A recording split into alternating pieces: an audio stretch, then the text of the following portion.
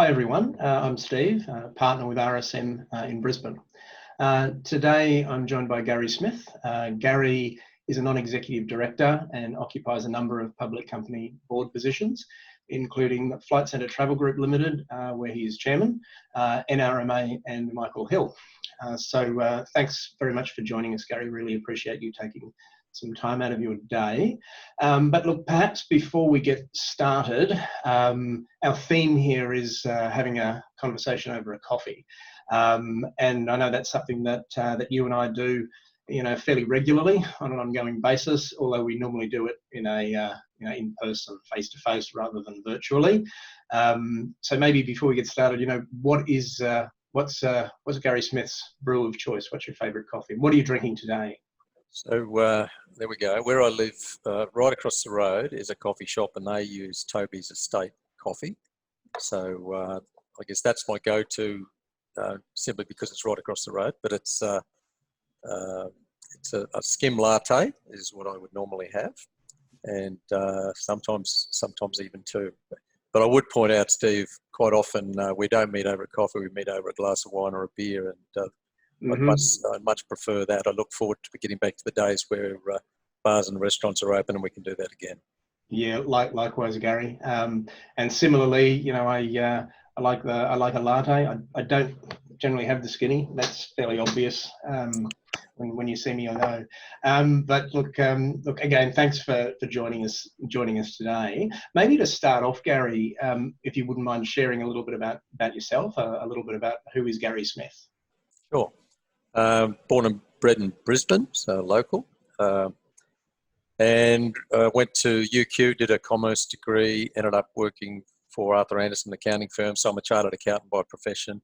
But I didn't do that for too long. I think it was about 7 years, and then I left the accounting profession to work in a startup, small public company that I was part of floating in the mid-'80s. And from that entity got into tourism, and it set me down a path of working in the tourism industry, which I've done ever since.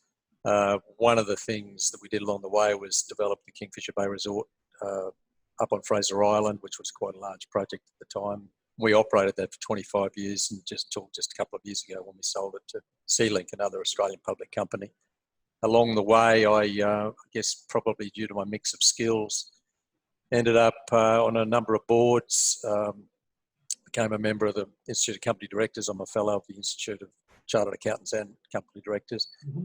And I guess over the last 15 years, I've been also doing quite a bit of board work. So you mentioned the current entities that I am involved with, and also recently took over as chair of Great Walks Australia, which is more of a hobby kind of thing. I love that kind of tourism, walking out in the wilderness, and that's something I've just started doing. But yeah, it's been an interesting mix. Those three companies you mentioned, obviously affected to varying degrees with recent events.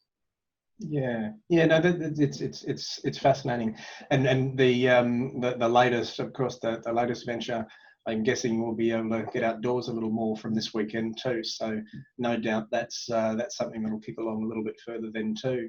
Would you mind maybe sharing, Gary, a little bit about your experience as a non-executive director and the board roles, and probably particularly a couple of those roles that you're on at the moment? So, Steve, just to clarify, in the context of recent events or more broadly? Yeah, just more broadly, perhaps, to start with. Okay, so Flight Centre, I've been on the board there for 13 years, chairman for the last 7. And it's been on quite a journey. We're operating in 23 countries, operating a whole range of different businesses, from leisure travel, bricks and mortar leisure, online leisure, corporate travel through our corporate traveller and FCM travel brands.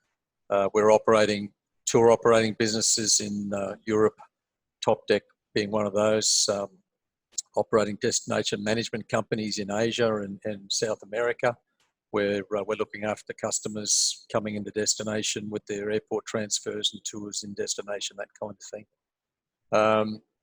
Turning over $23 billion a year, employing 23,000 people, on track to make $350 million pre-tax profit for the year ended this 30 June.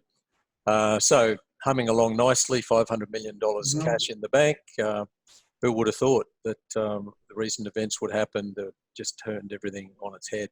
So that's Flight Centre. Michael Hill effectively operates, as a lot of people would know, it's a retail jewellery business. It's been going for 40 years, started by Michael Hill, who is now Sir Michael Hill. Started in New Zealand. It's now headquartered in Brisbane, with 300 shops in Australia, New Zealand and Canada. And then NRMA, as I think everyone would know, is fundamentally, it's in the business of roadside assist for people in New South Wales, but it's grown over 100 years. It's its 100th birthday this year. Unfortunately, we had massive celebrations planned for the whole year throughout New South Wales, and of course they've all hit the skids. Yeah. But NRMA, as part of its strategic direction, decided to move away from investing in cash and securities to earn income and to invest in operating businesses in tourism and transport. So it owns businesses like Thrifty Rent-A-Car in Australia and New Zealand. It owns Manly Fast Ferries in Sydney Harbour. It's the largest operator of holiday parks in Australia, with about 50 holiday parks all around the country. So quite a diverse mix of assets there, and with its focus on growth in tourism and transport, I was brought on as an independent director with skills in those segments to try and help them make those profitable growth decisions and to guide them forward. Sure. No, look, thanks, Gary. And you touched on this, well, really, I think across all three of those board roles, but particularly probably the first one with Flight Centre. But who could have predicted the situation we find ourselves in now just a few months ago or even a few weeks ago? Would you mind sharing with us maybe some of the particular challenges that you've had to deal with as a result of the situation that we found ourselves in? Sure, and it's probably relatively easy for me to do that because they're public companies, so the information's largely in the public domain. Certainly with Flight Centre it is, because we underwent a capital raising and a lot of this information was made public at the time. I mentioned we had 500 million cash in the bank, and we've often been accused of having a lazy balance sheet for having too much cash and not enough debt, but that certainly was a good position to be in when this hit, because we've effectively gone from $23 billion worth of revenue to almost zero in a matter of 6 weeks.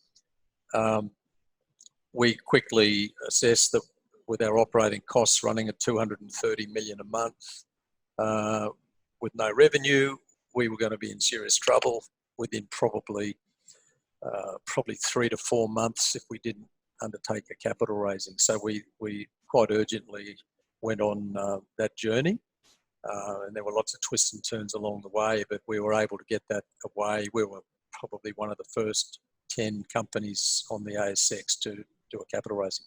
So we raised 700 million back about 2 or 3 weeks ago. That was all completed, and we're doing a rights issue with existing shareholders, which is wrapping up tomorrow actually. So hopefully we'll get a good response with that, and that's fully underwritten. So we have bolstered our balance sheet and liquidity with 700 million new capital. Just to put it in perspective, the scale of what happened, those shares were issued at $7.20. Back in January, I think our shares were at about $44. So there's been a massive impact on shareholder value by this whole exercise. And of course, being in the space we're in, which is travel, there's no certainty around when we're going to come out of this. So we've effectively put a runway together for 12 to 18 months, depending on how we react along the way, of liquidity to see us to the other side of this. International travel is going to take some time to open up globally. How long, we don't know. Your guess is as good as ours. We're hopeful we'll get trans-Tasman travel happening, which will help in terms of the Australian and New Zealand businesses, but we're a global business. So yeah, we've bolstered the balance sheet. Our banks have also given us extra liquidity, which was great. So we're in a good shape to see this through to the other side. And then, of course, off the back of all this, the cost structure of, I mentioned $230 million a month, we've targeted to bring that back to $65 million a month. So, and we're pretty close to that point. As you can appreciate, a big part of our cost base is people. Mm-hmm. I mentioned we had 23,000 staff. We're on track to bringing that back down to around about 8,000. So, fundamental hit to our structure.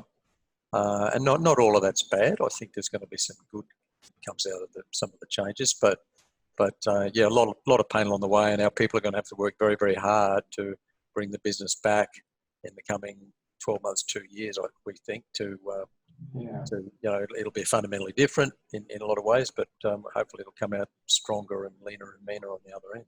Yeah. No, look, it's good to hear you talk about the potential positive things that can come out of these. They say every cloud has a silver lining, and no doubt that the cloud that's hanging above us at the moment is a pretty dark cloud. But I think there is a silver lining. I think that's true. So you touched on a couple of those things, or started to, but do you see what opportunities, if I can ask you, do you see as potentially coming out of the experiences that we're going through? Look, quite a wide range, and this is across all the companies I'm involved with. They're seeing opportunities.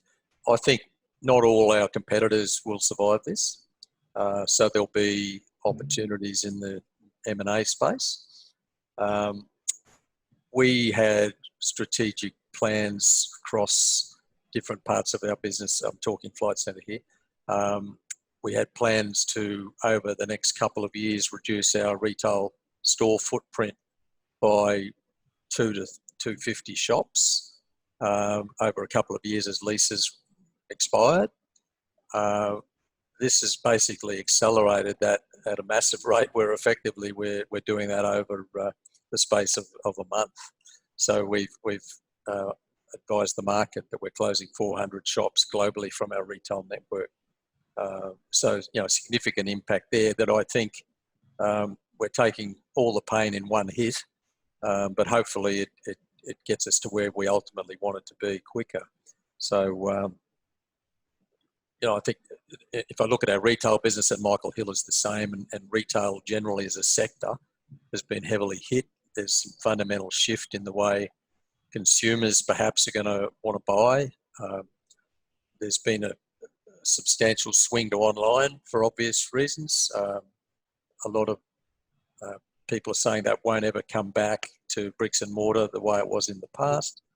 Time will tell. For some categories, I suspect it will. So Michael Hill, for example, jewellery, I suspect, while there's certainly a future for growth in online, I think bricks and mortar still will have a place. But the fundamentals around operating in the retail, the shopping centres, the rents that companies are paying, the size of their shops, all of these things are going to come under heavy scrutiny as we move forward. So I think the retail landlords, their model is going to be challenged, as it already was being challenged before this current event hit. And then how when we reopen, and we're now starting to look at standing stores back for all of those businesses, how do you reopen in the days of coronavirus with social distancing restrictions and the like? There's a lot of interesting conversation around that happening. And will consumers feel comfortable to go shopping? I think it's going to take time for them to come back. Yeah, no, very interesting insights, Gary. Look, I promise not to keep you for too long. I really appreciate, again, you joining us today to participate in our conversation series. I hope everyone who's watching, you've heard something. You may have a little takeaway that from what Gary has shared with us today. I would say that if there is anything there, don't hesitate to reach out to us as always.